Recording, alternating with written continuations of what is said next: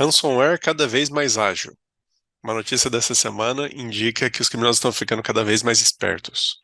Eu sou o Renato Buiu da Violink e esse aqui é o CT Cybersecurity, todos os sábados às 9 da manhã, aqui no canal do CT Hub no YouTube. Se você não está inscrito, inscreva-se aí no canal, ative a notificação no modo todas para receber o conteúdo dos vários programas que o CT Hub produz. Bom, essa semana saiu um artigo bem interessante, na verdade uma pesquisa, no resultado de uma pesquisa, que fez o levantamento de vários casos de ransomware, com uma ressalva interessante de que vários dos casos eles não chegam a ser notificados para a polícia e vários casos é, acabam não aparecendo em sites de vazamento de dados, etc. Então, teve essa empresa que produziu esse relatório, vou compartilhar com vocês daqui a pouquinho. E aí, eu acho que um dos grandes pontos do relatório que eu achei bem interessante é a questão da velocidade com que os criminosos agora estão extorquindo, estão criptografando as informações.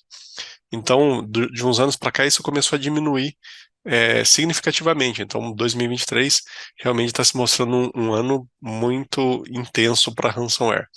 E aí, em paralelo, teve a publicação de um artigo muito interessante, de um documento de recomendações aí de alguns órgãos do governo americano, inclusive a CISA, que falam sobre como se proteger desse tipo de ameaça. Então, vou compartilhar com vocês aí esses dois artigos que eu achei bem interessante.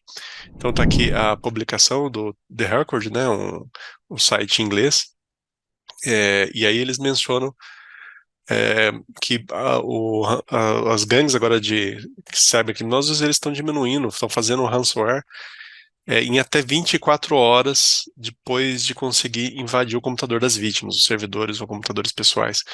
Então, até então, né, a média era de 4 dias e meio. Então, eles invadiam, faziam toda a preparação, faziam um levantamento, retiravam informação, aí, até criptografar levava 4 dias e meio.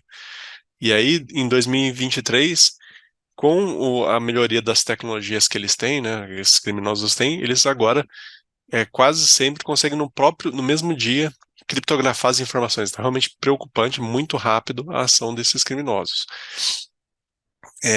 E aí tem vários casos aqui, né, o artigo menciona, e isso que eu mencionei agora há pouco, né? Então, os dados de vazamento, os sites que têm a ver com isso, é, têm que ser utilizados com muito critério, com uma ressalva, para se considerar que eles são um indicador de comprometimento da sociedade de um modo geral, né?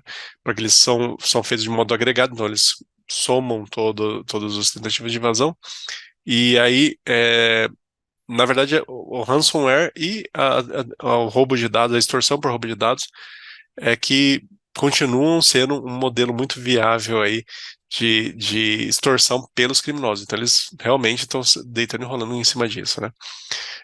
Esse relatório que a empresa Secure Rewards publicou, qualquer um pode baixar, tem que fazer um cadastrozinho, aí você baixa o PDF com a informação, bem grande, inclusive, tem acho que 70 páginas.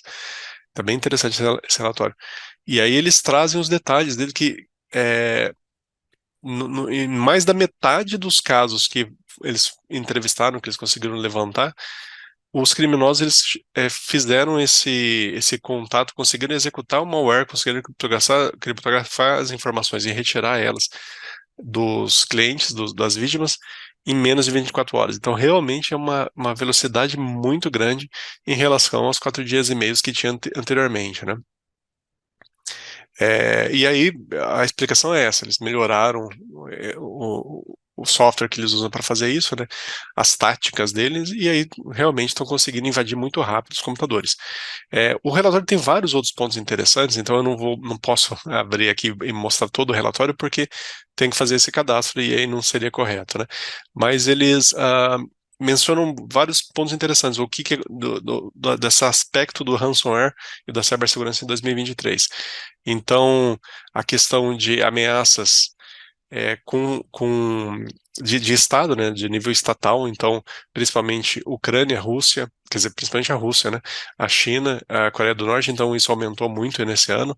Eu falei aqui no programa várias vezes de algumas ameaças e algumas ações que esses grupos têm feito, né, e, e a quantidade também de credenciais que foram roubadas, que foram publicadas em um único dia em um determinado marketplace chegou a 7 milhões, então realmente é um número alto, né? E os vetores de acesso utilizados pelos criminosos para conseguir, em combinação, conseguir entrar e roubar essas credenciais, chegou a 64%. Então, realmente, a combinação desses fatores é bastante preocupante. E aí, esse relatório tem bastante informação, ele coloca como é que é a telemetria que eles fizeram, ou seja, a medição dessa informação, né? As questões de roubo de informação, roubo de dados, ataques de supply chain, então a gente já falou aqui também no programa sobre isso, bem preocupante, né?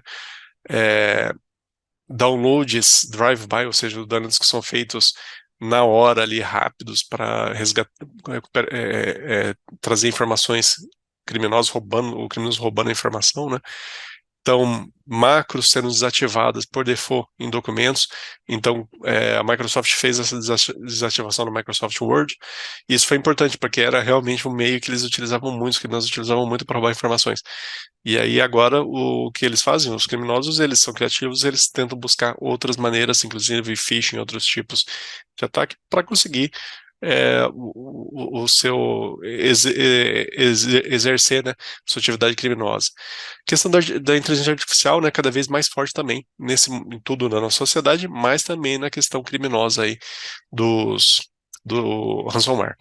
Então é bem interessante, eu acho que vale a pena baixar esse artigo aqui para quem tem interesse em cibersegurança. E aí, por coincidência ou não, acabou de ser publicado aqui esse documento, achei bem interessante para compartilhar com você, da NSA, né, que é a Agência de Segurança Nacional Americana, junto com a CISA, e aí eles colocaram essas 10 configurações incorretas de cibersegurança. Então, é uma lista bem interessante, o artigo está público aqui, é só baixar realmente do site deles, vou colocar o link aí na descrição do vídeo. E passando rapidamente a lista aqui, os itens são configurações incorretas, configurações padrão de software e aplicações. Então você baixa uma aplicação ou um software da internet ou de um fornecedor, o próprio fornecedor instala, e aí mantém a configuração padrão. Então isso aí é muito comum no mundo da segurança física. A gente vê alguns casos, por exemplo, câmeras de CFTV, que o integrador vai lá e instala a câmera e aí mantém as credenciais de fábrica. Isso é um risco grande de cibersegurança, né? Segregação inadequada entre os privilégios de usuário e administrador. Então, quem é administrador deveria ter privilégio alto, mas são poucos administradores. E o usuário comum não deveria ter privilégio administrativo nos sistemas. Então, essa segregação é um erro também, quem não faz, né, as empresas que não fazem essa segregação. Monitoramento interno de redes insuficiente. Então, empresas que deixam de monitorar o que está trafegando ou o que está tendo de atividade dentro das suas próprias redes, né, varreduras internas. Então, esse é outro erro comum e que, infelizmente, abre margem para movimentação lateral, por exemplo. Falta de segregação de rede. Então, já falei aqui no programa, é muito comum você ter uma rede operacional e uma rede de TI, uma rede de suporte, né, uma rede administrativa. Se você não segrega essas duas redes, acontecem casos como a gente já falou aqui, aquele caso grande, por exemplo, da Colonial Pipeline, em que os invasores invadiram a primeira rede administrativa, que tem só e-mail, arquivos, etc., e conseguiu com um salto chegar numa rede operacional e agir em válvulas, por exemplo, que controlavam fluxo de combustível. Então, muito preocupante, né? A falta dessa segregação de redes é que causa esse tipo de problema. Uma gestão de atualizações, de correções fraca, então isso realmente é outro problema que é muito comum, não manter os sistemas atualizados, né? Conseguir escapar dos controles sistêmicos, então quando você tem na rede os seus controles de segurança e ter mecanismos para você evitar esses controles de segurança, isso é um erro também muito comum, você ter, entre aspas, aquelas pegadinhas, aqueles caminhos alternativos para chegar nos recursos. Infelizmente, muitas empresas têm isso ainda.